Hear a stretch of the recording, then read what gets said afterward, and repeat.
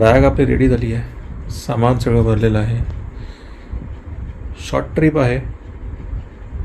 उद्या सकाळी आपण निघत आहोत कोकणात जायला भर पावसामध्ये. चला, मजा येईल. भेटू उद्याच. सुप्रभात मित्रांनो, आपण आपली जर्नी चालू केली आहे. आज आपण बेसिकली जाणार आहोत कोकणात. तर आपण नवीन सिरीज चालू करतो आहे. ह्या पावसाळ्यात तुम्हाला पूर्ण कोकण दाखवणार आहे. नॉट पूर्ण कोकण, पण main part of the Konkan. Will try to see तुम्हाला अनटच कोकण कितपत दाखवता येईल. तर यावेळी आपण रत्नागिरी साईडला चाललो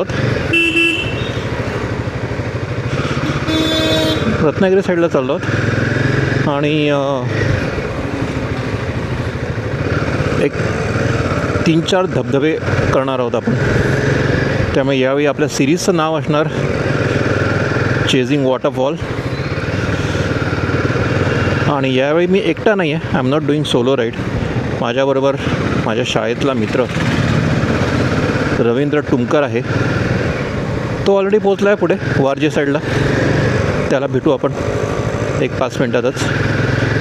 आणि पुढून मग जर्नी कंटिन्यू करू. चला, भेट या थोड्या वेळातच.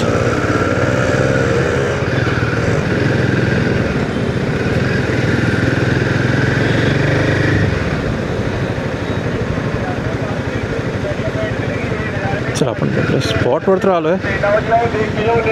रवींद्र कुठे थांबला आहे ते बघूया आपण. मिस्टर रवींद्र टुमकर. गाडी मला दिसत नाही त्यांची कुठे.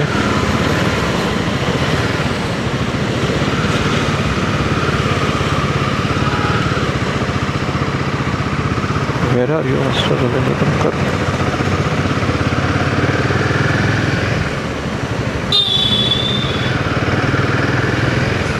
आय थिंक त्याला फोन करावा लागेल. माहीत नाही ना तेवढं थांबला आहे. सो बघूया. बस स्टँडच्या अच्छा. नाही, मी बघितलंच नाही. आता 7:30 वाजता आपण. ठीक आहे, जाऊया तर मार्लेश्वरलाच. तुझ्या आरामात नाश्ता वाटेत बघू ना कुठेतरी. आणि हे आमचे मित्र मिस्टर रवींद्र टुमकर.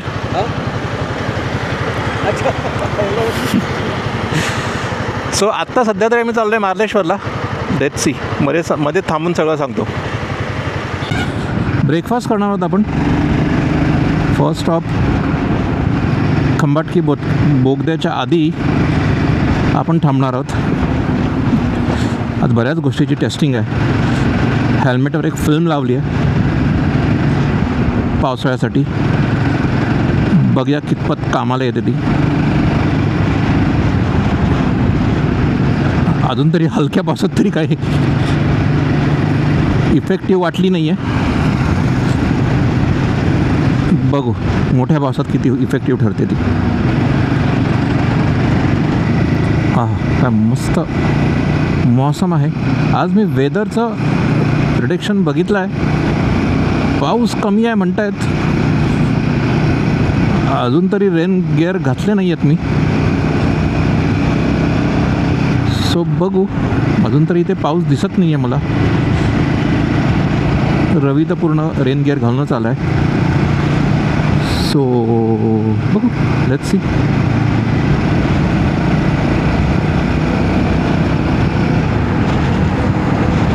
तर थोड्याच वेळात आपला कात्रजचा बोगदा येईल.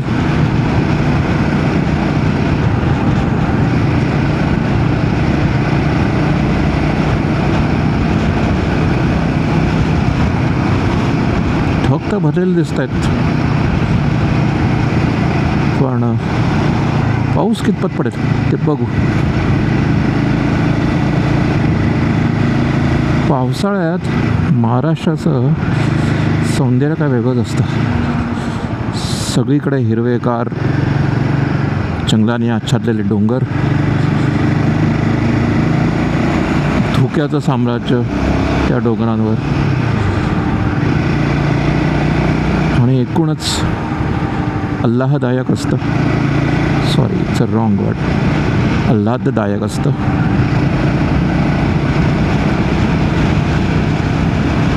आता आला आपला कात्रजचा बोगदा.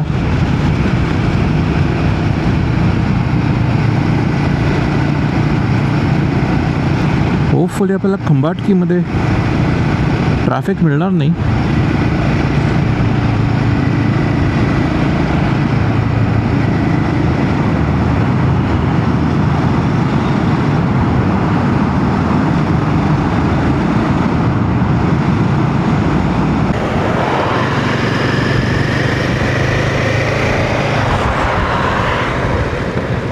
जस्ट एक ब्रेक घेतला होता ब्रेकफास्टचा. आता थोड्याच वेळात खंबाटकी घाट लागेल आपल्याला. थोडं निवांत चाललो आहोत, एक घाई नाही आहे. मगाशी पूर्ण मोजोराने पाऊस होता, त्यामुळे सगळं घालून बसलेलं होतं. नाव द प्रॉब्लेम इज गरम व्हायला लागलं ऊन असल्यामुळे. रवी साहेबांच्या गाडीचं काहीतरी झालं.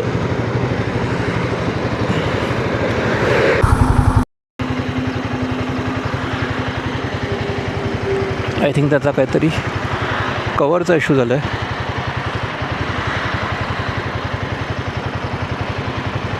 Which is setting up. Traffic already चालू झालेलं आहे फुल. ऑलमोस्ट 10 वाजलेत आता, 10:18 झालेत. आणि हो, सध्या मी DJIचा माईक वापरतो आहे. DJI mike mini. नक्की सांगा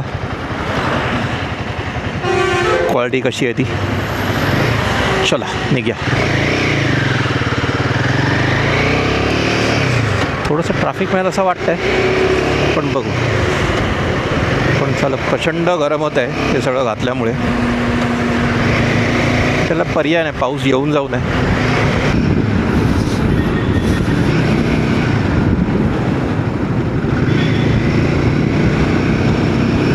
आणि ह्या आता खंबाटकी घाट चालू झालेला आहे.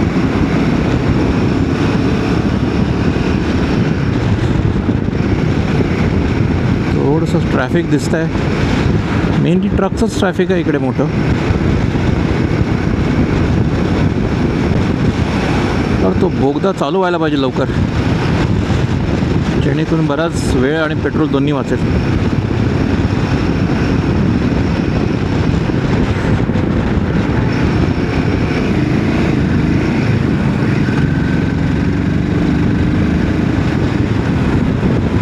हा आहे आपला खंबाटकी घाट, पूर्णपणे हिरवाईने नटलेला.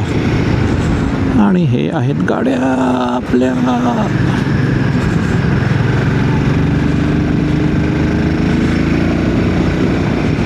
अचानक स्लो होतात, त्यामुळे प्रॉब्लेम होतो.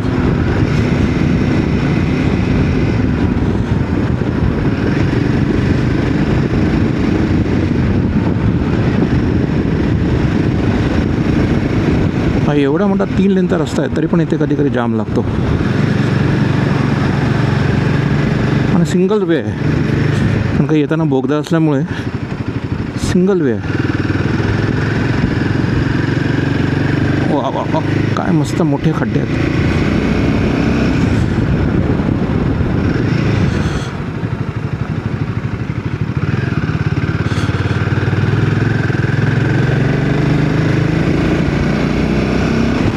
सातारा अजून 23 किलोमीटर सांगताय.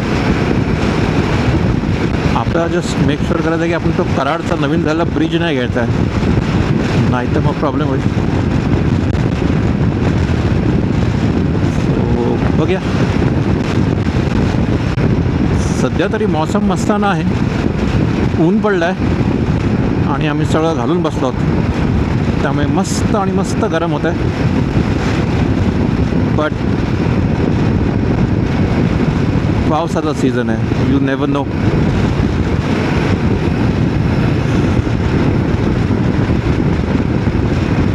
कधी येईल, स्पेशली घाट सेक्शनमध्ये. कारण का आता कराडहून आपल्याला राईट जायचं आहे, तिथून आंबा घाटातून जायचं आहे. सो एकदा आंबा घाट चालू झाला की माझ्या मते तिकडे घाटामध्ये पाऊस असणारच, त्यामुळे सारखं काढघाळ करण्यात काही अर्थ नाही आहे. तोपर्यंत हा पावसाळ्यातला महाराष्ट्र अनुभव.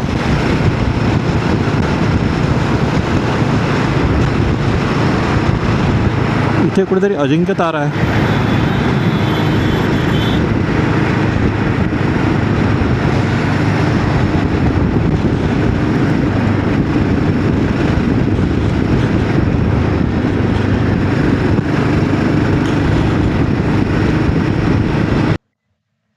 आपण कराडच्या पुढच्या ब्रिजने राईट घेतला आणि आता समोर बोर्ड आल्यात बघा. रत्नागिरी 135 किलोमीटर. सो बेसिकली हा जो रूट आहे तो तुम्हाला खूप आतून घेऊन जातो. मस्त रूट आहे. तुम्ही इकडून अंबा घाट किंवा अणुस्कुरा घाट या 2 घाटांपैकी एक एक घाट सिलेक्ट करू शकता.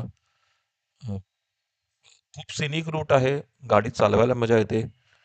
रस्ता तेवढा मोठा नाही आहे जसा 4 लेन्स चा हायवे किंवा 6 लेनचा हायवे. सिंगल रोड आहे बट बऱ्यापैकी मोठा आहे आणि आतला रस्ता असल्यामुळे तेवढी रहदारी कमी असते. सो म्हणून आम्ही हा रूट चूज केला. दुसरं म्हणजे ह्या रूटवर रहदारी कमी असल्यामुळे तुम्ही निवांतपणे गाडी चालवू शकता. पुढे खूप सिनिक पॅचेस मिळतात तुम्हाला मध्ये-मध्ये या रूटवर. That's why we selected this route. आज आषाढी एकादशी असल्यामुळे वेगवेगळ्या प्रकारच्या दिंड्या निघाल्या होत्या. गुरुजी निवास विद्यालयाचे शिक्षक आणि विद्यार्थी दिंडी घेऊन निघाले होते.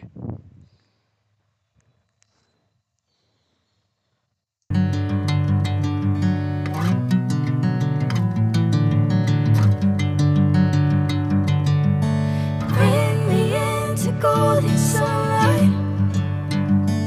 If I'm going with you, I know we'll get to the other side.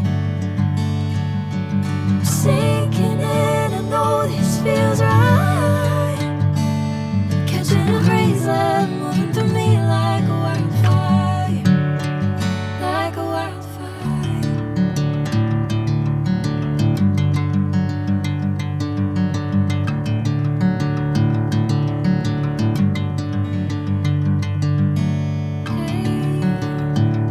Never the same. Never you calling my name. I'm taking my sweet time.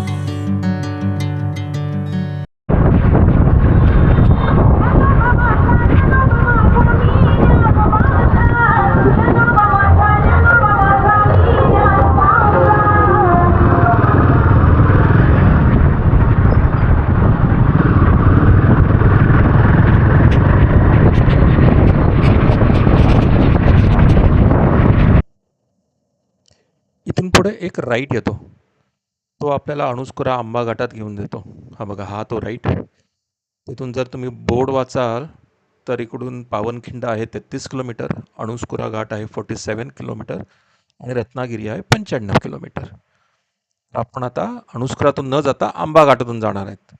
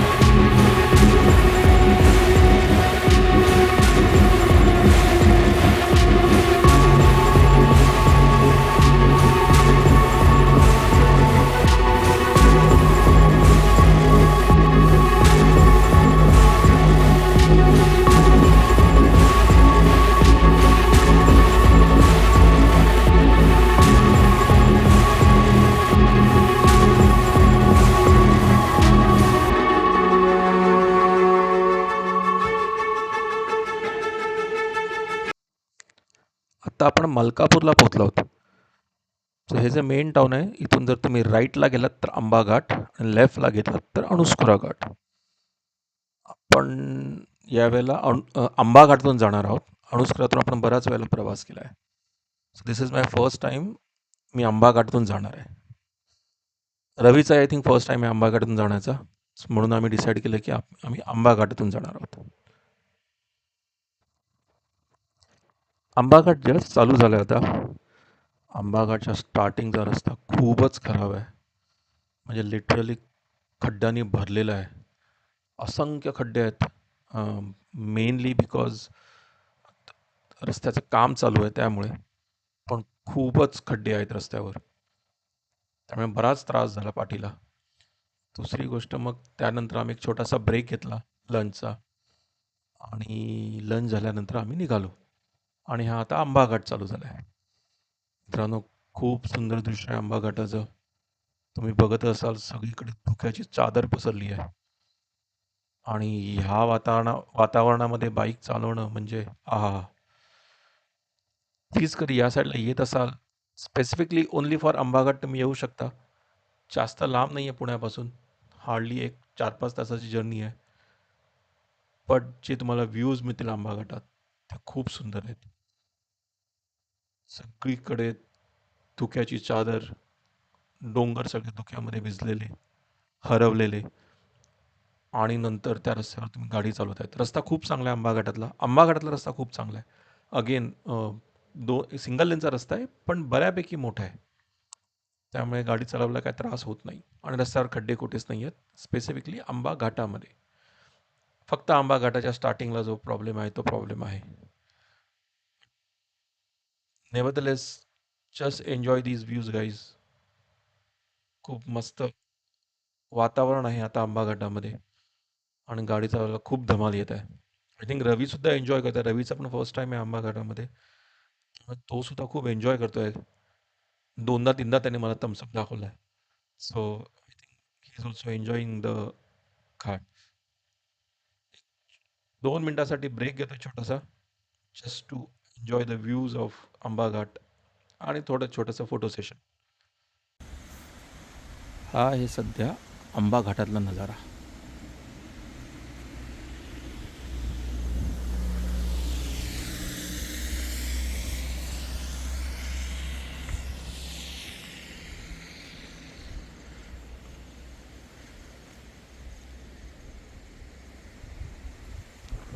रवी माशे पण आपले शूटिंग चालू आहे.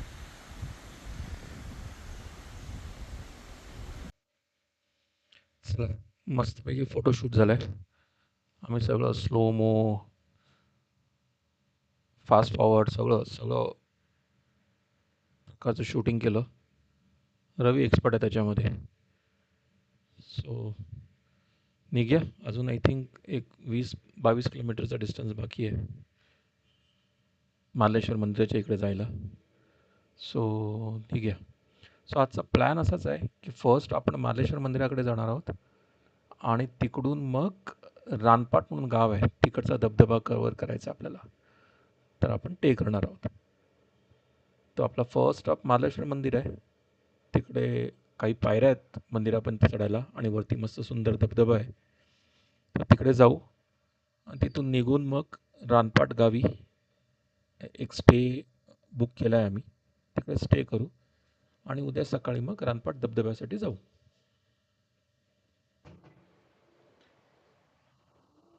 पावसाळ्यातलं कोकणातलं दुसरं आकर्षण म्हणजे भाताची शेती. डोंगराच्या उतारावर बघा कशी भाताची शेती केली आहे, आणि हा जो काही नजारा आहे तो एकदम अफलातून आहे, खूप सुंदर आहे. दोन्ही साईडला हिरवाई, समोर आकाशात पावसाने भरलेले ढग, आणि हा एक तीव्र उतार. हा, तुम्हाला कॅमेरामध्ये दिसणार नाही तो उतार, कारण हा कॅमेरा ऑलवेज हे या प्रकारचे उतार कव्हर करतो. बट गाईज, दोन्ही साईडला हिरवाईने नटलेले डोंगर आहेत, आणि गाडी चालवायला खूप मजा येते. तुम्हाला नक्कीच म्हणेन की, किंवा सजेस्ट करेन की पावसाळ्यात खरंच कोकणात या. कोकण खूप सुंदर आहे.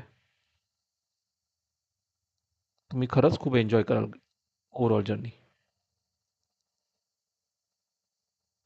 जस्ट व्ह्यूजच्या मजा घ्या.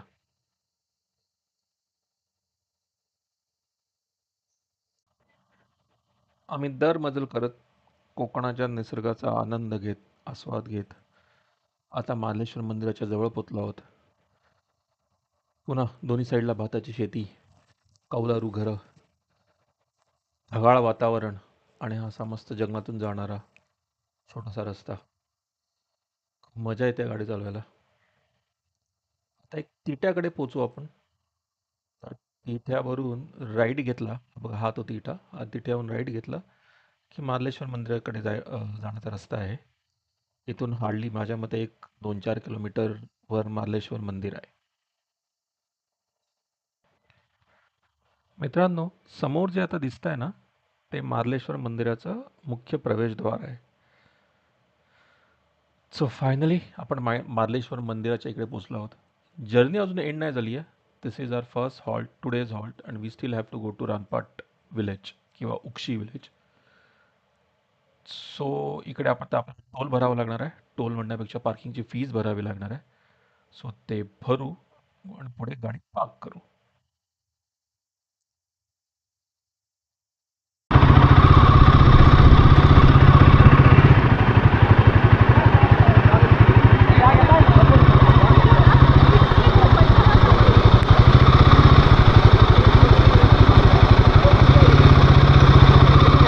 येणार नाही.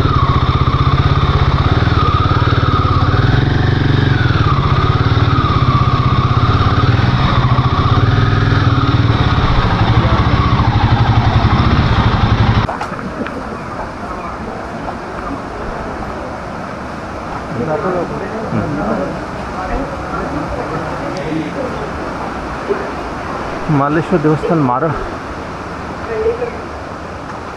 जस्ट पायऱ्या चढायला चालू केल्यात. माझ्या मते 500 पायऱ्या आहेत असं म्हटलं कोणतरी. बघू. कॅमेऱ्याची बॅटरी संपायला आली आहे. 3% उरली आहे.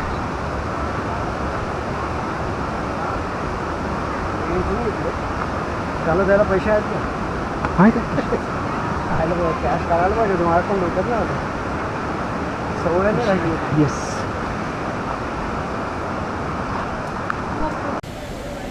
वा, खूप धमाल झालं. ऑलमोस्ट 500 पायऱ्या होत्या. बट जी काय मेहनत केली त्या 500 पायऱ्यांची, इट्स रिअली वर्थ इट. समोर छोटे छोटे असंख्य धबधबे, त्याचं मिळून एक मोठा धबधबा. वाव, खूप सुंदर दृश्य आहे. आणि हा मंदिराचा परिसर आहे ओव्हरऑल.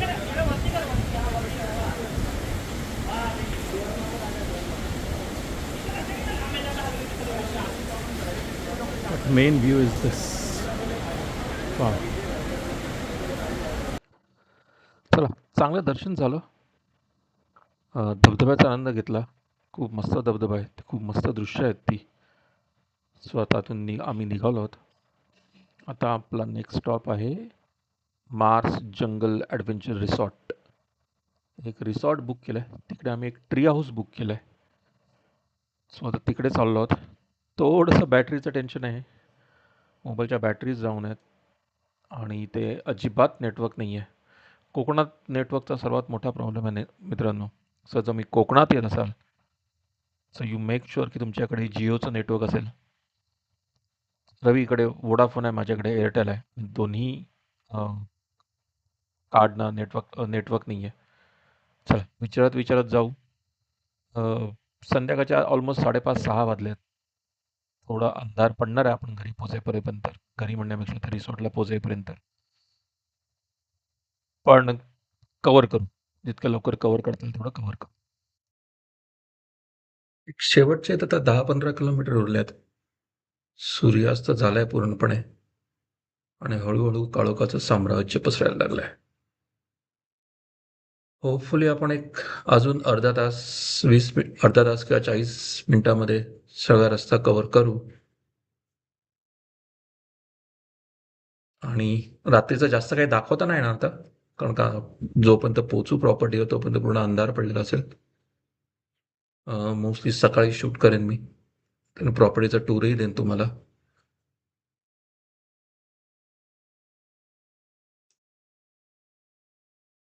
अशा प्रकारे रात्री 8 वाजता आम्ही प्रॉपर्टीवर पोचलो.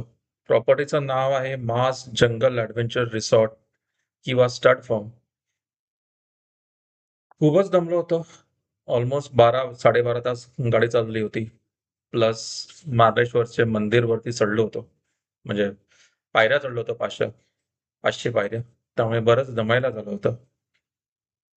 सो आता तरी लॉग आम्ही इथेच एंड करतो. उद्या सकाळी भेटू विथ न्यू धबधबा.